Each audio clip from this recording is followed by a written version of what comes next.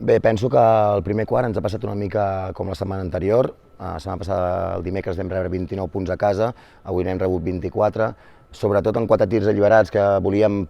que no sentissin còmodes en aquestes situacions, dos triples alliberats en transició, més 2 per mala comunicació en situacions de perseguir blocs de sortida.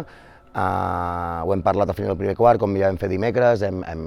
canviat, ens hem activat, hem tornat a estar actives, a ficar mans, a tocar pilotes, a poder córrer, i així hem arribat al descans, no? amb millors sensacions. Però sí que és veritat que al tercer i últim quart hem seguit trobant bones situacions a nivell ofensiu, compartint, generant bé a nivell de verticalitat o de compartir la pilota, com deia abans, però bé, avui hem estat amb uns percentatges a nivell de tir exterior molt baixos, amb 5 de 32 triples, i bé, tot i generar situacions que són el nostre joc, avui la pilota no volia entrar i això ens ha penalitzat amb aquests 59 punts finals. Penso que, com deia, bones sensacions de molts moments del joc, però evidentment és un esport que la pilota ha d'entrar pel forat,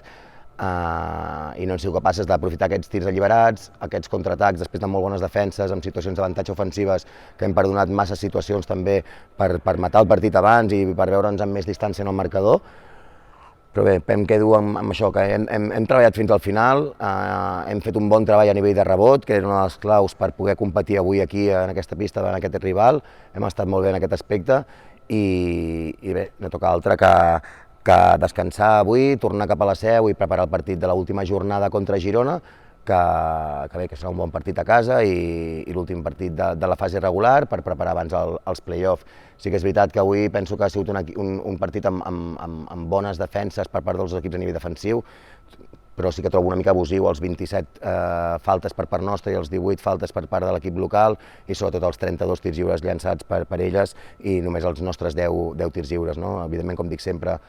les faltes nostres segurament ho eren totes, de contactes, però als dos costats hi havia la mateixa intensitat, mateixes ganes de defensar, mateixes mans, i penso que això també ha sigut un factor que ens ha penalitzat, però com dic, autocrítica nostra a nivell de com hem començat el partit i del percentatge d'encert de casa Cistella.